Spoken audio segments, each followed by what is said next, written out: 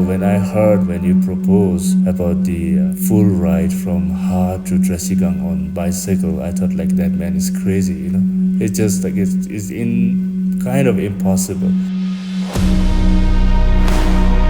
I had long heard that Bhutan's environmental policies aligned with my thinking. So in 2024, I set out on the world's first bikepacking journey across its breathtaking landscapes.